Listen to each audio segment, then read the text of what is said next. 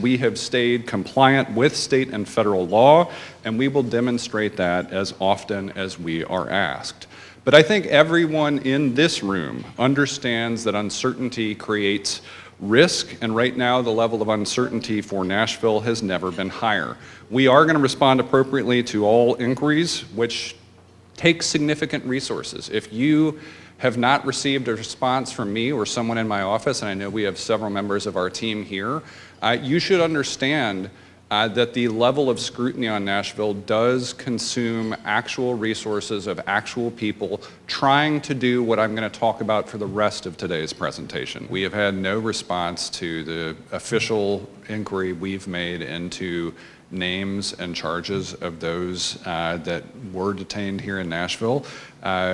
We believe that there may be some Nashvillians who were here legally that were detained, and we do not know their status. And I guess I will say it this way.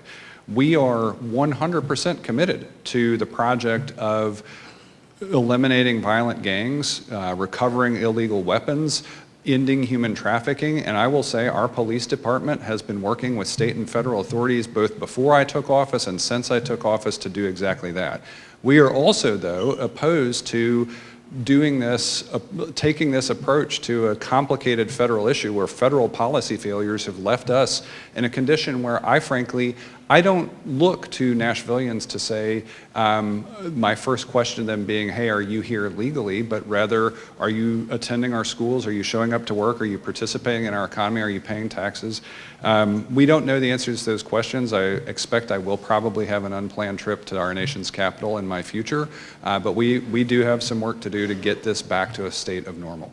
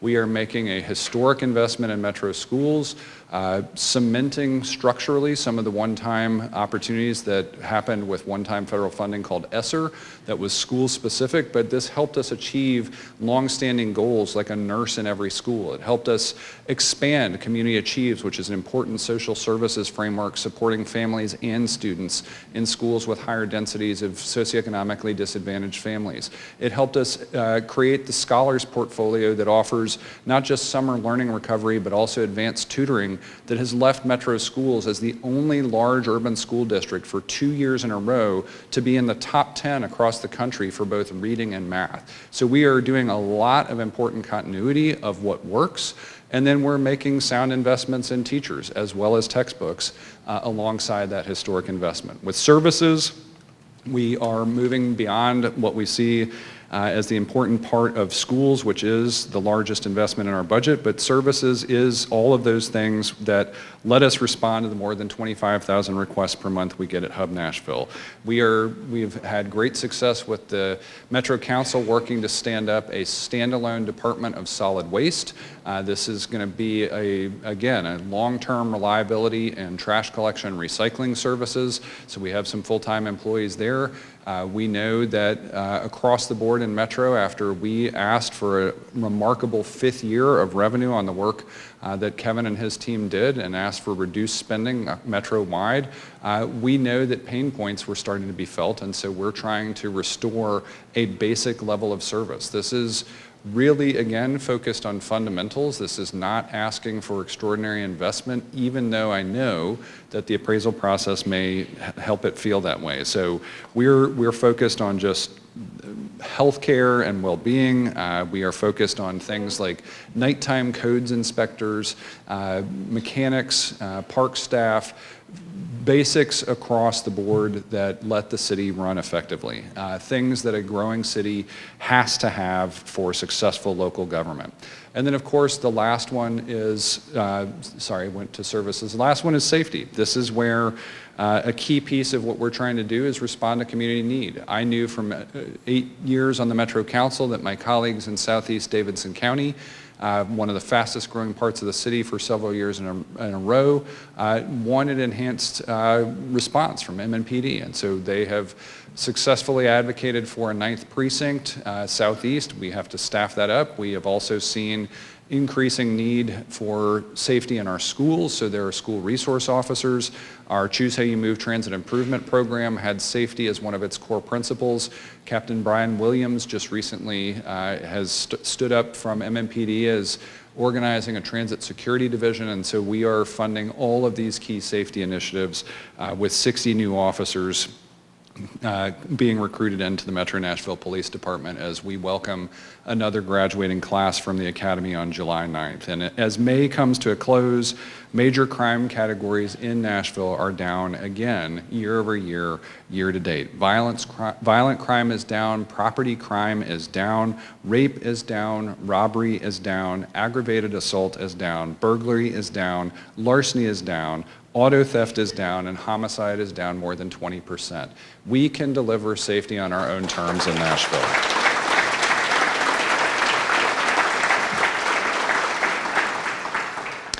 And so that's the 3 main components of our budget, but we're adding something new this year. After a couple of generational programs we got off the ground in year 1, we know that the thing we have heard most from Nashvillians in all corners of the county is concerns about housing affordability. And I want to give credit to Lucy Kempf and the Planning Department and the Housing Division there that is stood up and staffed, led by Angie Hubbard, and they have just created for us the Unified Housing Strategy.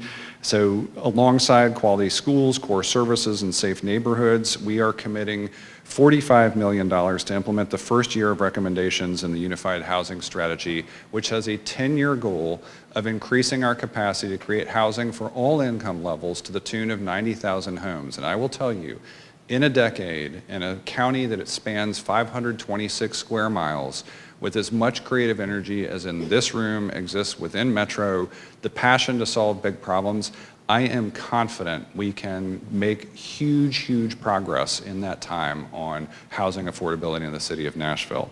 So in our investment, we're continuing investment in the very successful Barnes Fund. We're increasing capacity for the Office of Homeless Services. We are trying to expand scenarios like the very successful Strobel House, which is fully occupied after being open for less than a year.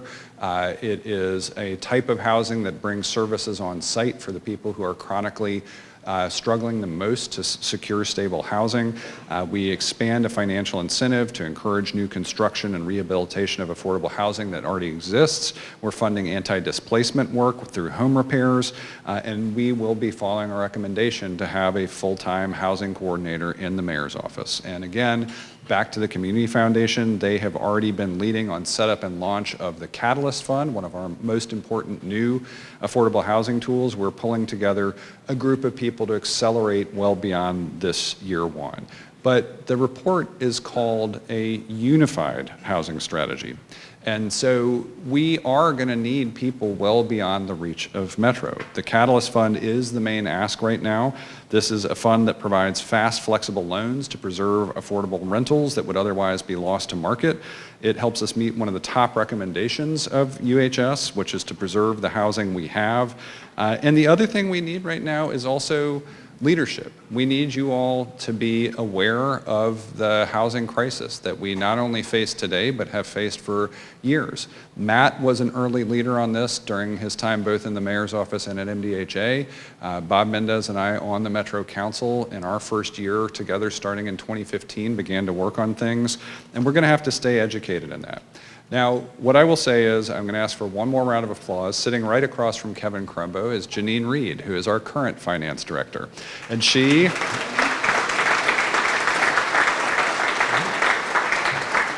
picked up the torch in one of the smoothest transitions we could have imagined. They are talented professionals, a great team that Janine has continued to work with closely with us. We are giving visibility in our budget process to choose how you move. We have built a budget that we have recommended to council and feel very good about.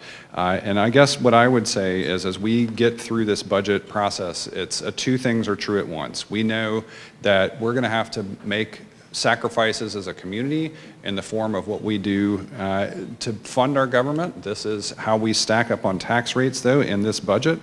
It is worth understanding that we are setting the lowest tax rate in the history of Metro.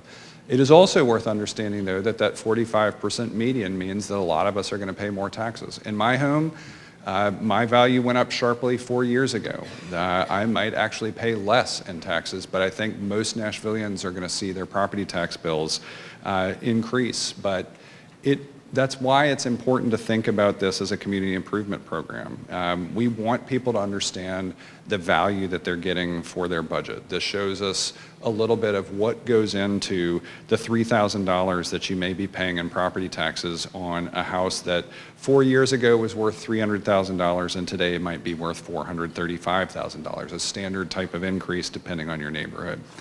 But I think it'll prove to all be worth it because we are coming into this moment with a level of optimism and hope for the future on a local level. And I think what I would say is after we have recovered from pessimism, restored our optimism, as we looked at a transit improvement program and responded successfully, we now have a community improvement program that can carry us through the rest of the term and deliver on those three concepts of how Nashville moves, works, and grows, can start to turn the corner on housing affordability, and all of this can keep us bound together as a city that wants to do the right thing together. And so I would say, if you are concerned about the level of risk, this is a time to reach out to state and federal officials. If what you know that we have been working on has produced not just near-term, but has the potential to produce long-term success for the city, today and tomorrow are great days to reach out to the 6 Metro Council members who represent you, the one who is your district council member and your 5 at-large council members. It is important for us as a city to get these moments right. They matter, and I will say our goal is a better Nashville for Nashvillians. We think in just 2 years' time we've made extraordinary progress, and I really am here today at Rotary to say the 2 most important words of all, thank you. Thank you for the opportunity to lead.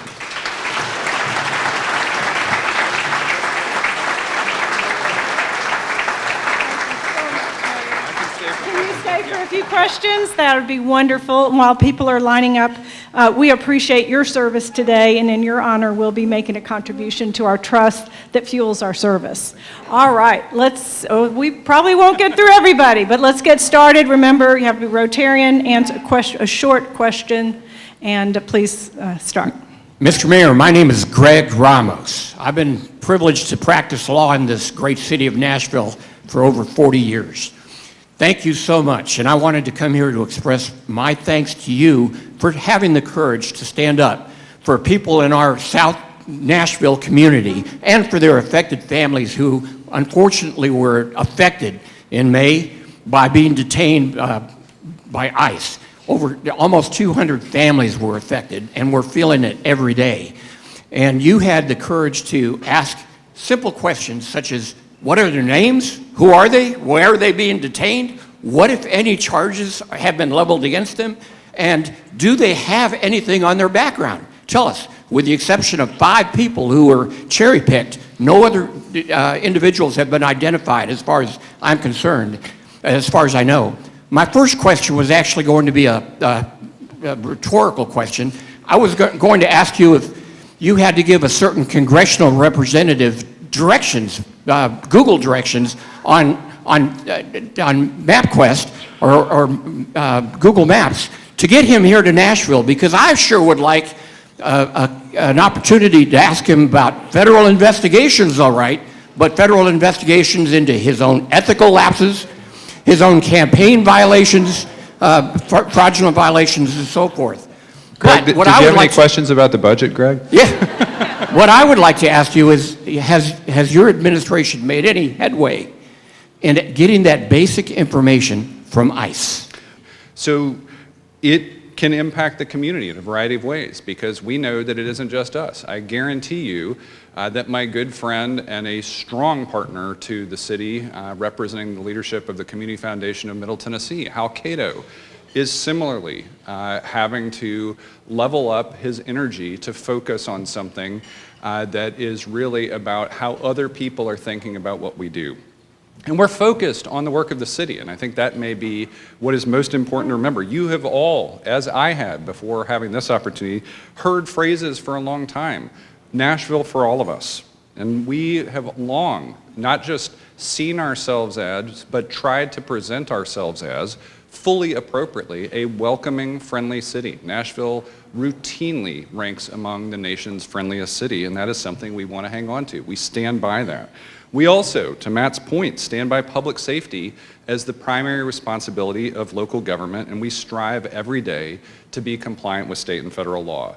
Ultimately, we are proud of who we are as Nashvillians, a place where neighbors help each other, and a place that I hope long stays a beacon for other communities. We see it in our neighborhoods, and I think one of the things that was an intentional goal of mine, yes, we were very excited that last year's presentation on Choose How You Move clearly had so much of its success originating in this presentation that we gave, but that also has shown up alongside the results from the annual Vanderbilt poll, which has tracked public sentiment for years and showed a 14-point swing from just 2 years ago, where we were underwater and right track, wrong track. But having renewed that sense of hope and optimism in just a short couple of years, where the curve started to bend back up and bring us back to positive territory last year, and we doubled down on it this year, that is who we are. That's where we're supposed to be. That's exactly the kind of thing I want to achieve as a city, and I am proud to live in a city like that and proud to serve a city like that, and determined to work with all of you in this room to protect that, because that is ultimately our charge. So we had I was wondering if the sound was going to work. This is a year one demonstration, but the biggest part of it was, you can see a guest from Bob Mendez who is here in this spot. We had a fun online video we produced that was sort of a riff on something we did during the campaign, but it was about Choose How You Move. And so this is generational work that we're doing. Hey, Mayor. And you can see Bob will roll along in the background here, but I'll skip past that. Ultimately, the East Bank development, Choose How You Move, the unified housing strategy, These projects are one of a kind. They are generational projects that carry us forward to a scenario where we know we can fund sustainably, dedicated, transit and infrastructure and service delivery working together, all of which supports the housing affordability we're going to need to deliver on, and the both land development and economic development opportunities that we have all along the East Bank, not just in the 100 acres that we are working on as a city adjacent to the new Titan Stadium as part of that deal, but also Oracle's announcement of their global headquarters in River North. These are extraordinary opportunities for a city. The two biggest costs we know are, for most Nashville households at this time, are housing and transportation. So to have Choose How You Move already implemented and have the unified housing strategy in hand are a big deal. And I'm just going to divert a little bit because I know I saw Kevin Crumbo on his way in. Kevin was instrumental in financial leadership for the modeling that allowed us to present to the public a responsible program that could fund transportation and infrastructure with a known financial envelope. So again, I'm going to ask for a little bit of celebration of Kevin's financial management of the city.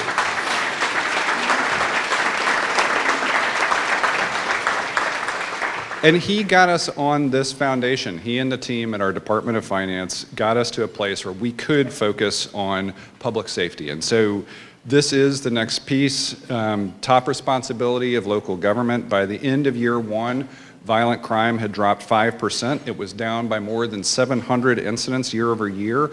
And I had the honor in that first year of swearing in 107 new police officers. As we come into year two, even better news, we are below the 100 mark in vacancies in that department for the first time in over a decade. We are making huge progress. Chief Drake's leadership and support from the city is giving us a great department that is more accountable than ever, thanks to some unique agreements that we have struck. I got to attend the annual awards ceremony that MMPD does with commendations a few weeks ago. It's an intersection between heroism and commitment, not just by police, but also the community. And it's continuing to be important that we stand up for not just the traditional policing model that is in MMPD, but also the new things that we're innovating into. Chief Drake has 3 pillars that he operates the department on: organizational excellence, precision policing, and community engagement. And we have seen advancements in innovation there. We have 2 new co-response models, one called Partners in Care that brings clinicians alongside officers, another called REACH that has clinicians paired with EMS teams and folks in our fire department and Office of Emergency Management. But those, we know the positive numbers too are little consolation to any victim of crime. I will give a shout out to the Office of Family Safety and the Family Intervention Program that has incredible counseling to those folks, but it is also important to acknowledge the successes and the progress we've had. So my thanks to Chief Drake, the precinct commanders we work with, all the officers and detectives of our Metro Nashville Police Department. Thank you to Nashville's Guardians for their dedication and service as we strive to make this community ever safer. So again, I would request a recognition of the people we send into first response scenarios.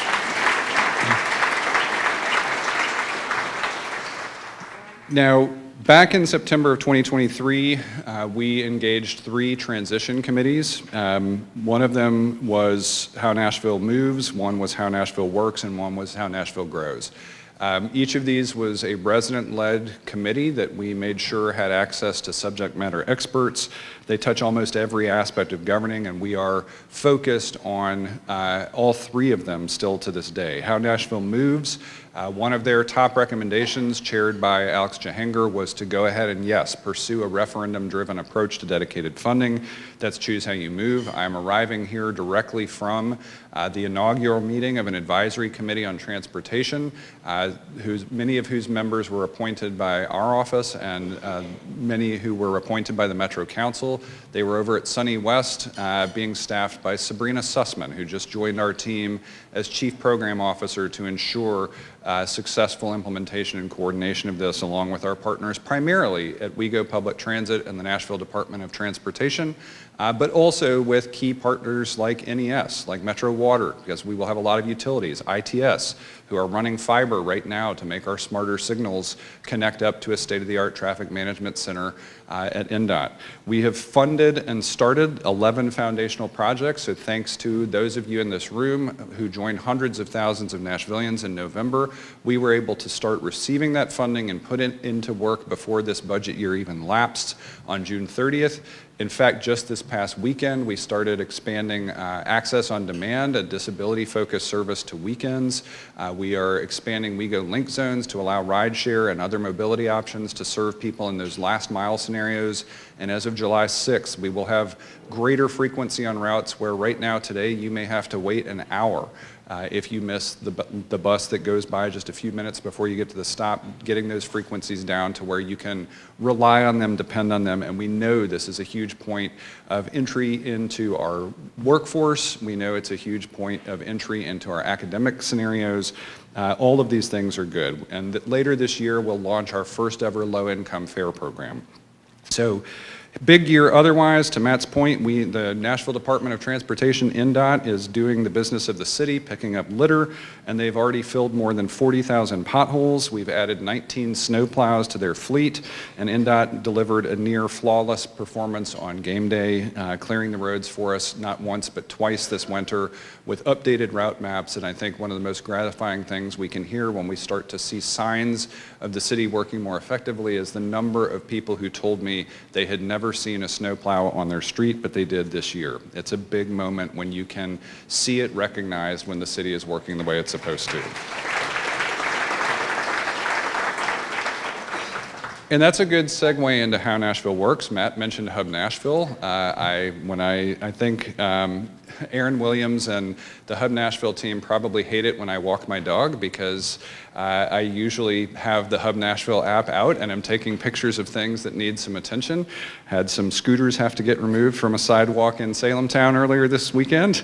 But also, that's exactly what's supposed to happen. This is the greatest scenario of single entry point customer service of if you see something, say something. If you see a pothole that needs filling, a crack in a sidewalk, increasingly less often a street light out because we're doing an awesome forward-looking LED conversion of our street lights. But that's exactly what Hub Nashville is for. If you see somebody in crisis, if you honestly, if you get a great level of service, one of the top requests we got last year was for us to add a compliment scenario. And so now you can actually pay one of our great civil servants in the Metro workforce a compliment directly in Hub Nashville.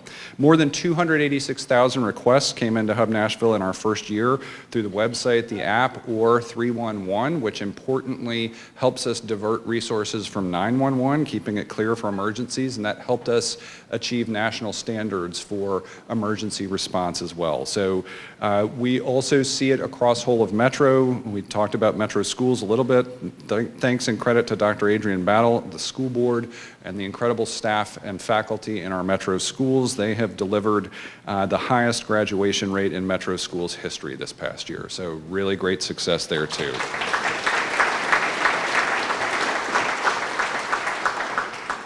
And we'll move on to how Nashville grows. This is something that has been, I think in many ways exciting, I will say, as I raise my daughters here and think about the opportunities they have as a kid that we simply didn't. There are a lot of signs of success, but there's also disruption. There are cost of living challenges. That's why I know Bob Mendez, our Chief Development Officer, is here today as well. He struck an incredible development agreement on the East Bank that ensures a century's worth of affordable housing where we are delivering that alongside reference standard infrastructure throughout the East Bank. We still have plenty of work to do over there, but I think that site is going to be not only creating jobs, but filling homes with people in new neighborhoods where there are all different types of housing and entry points for people at multiple different income levels. And so We wanted to do that while also being able to make neighborhood scale investments. And so we now have 3 new elementary schools opening after James Lawson and Goodlettsville opened just before I took office. We have started work on plans for a new Nashville School of the Arts and started significant upgrades at Glencliff, but we're also continuing to invest in the simple things of fleet and making sure that we do have state-of-the-art snowplows. Most of our investments are in the things that make the city work better, that you can see at neighborhood scale.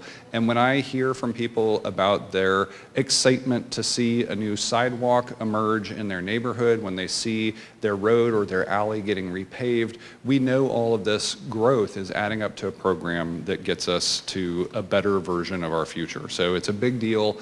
Appreciative again to Bob and his team and Kristen Wilson in our office, who works so closely with finance to make sure that our capital plan matches a citywide outlook and that we're not just focused on the East Bank. It is an important generational project, but so is having schools, parks, libraries, and the equipment that makes the city run in every community that depends on them. So we have a CEO for the East Bank Development Authority that we got. We've got our first residents moving into River North in a waterfront district, and lots of good news to come there as well.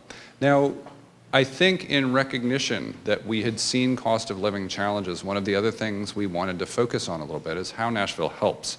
We know that Metro can't be at the heart of everything, but there are so many touch points to making life just a little bit easier and a little bit better for so many Nashvillians that we have been concerned, and I have been concerned even from time on Metro Council, that people didn't know as much about. And so we have launched great programs like Reset, which is a partnership with many of our organizations focused on aging Nashvillians that connects them to resources through the Financial Empowerment Center. We got data that showed that too many of our aging Nashvillians weren't accessing benefits that they're eligible for that we know could help with cost of living. I saw Trustee Erica Gilmore here.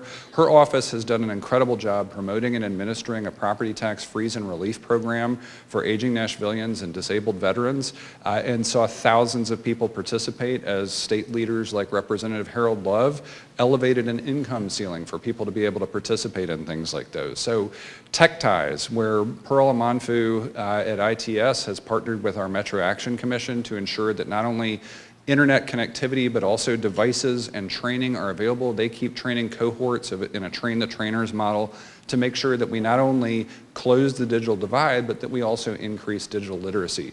If you want to learn more, you can visit nashville.gov/helps. We're going to continue to add to the layer of resources there. And I will tell you, I saw Brittany Irby here, who leads our civic and community engagement efforts within the mayor's office.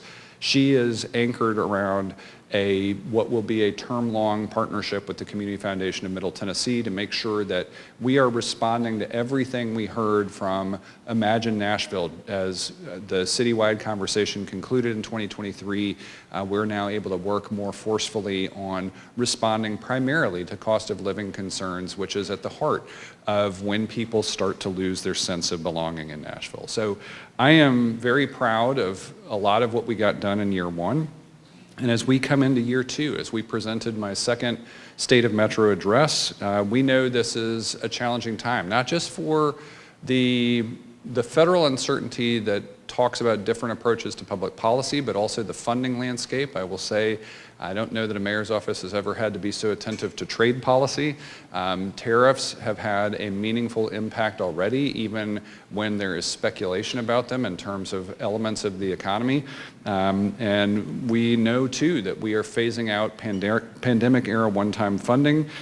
We also know this is an appraisal year where the assessor's office had an outlook on the growth in property values across Davidson County that left us with a 45% median property value increase.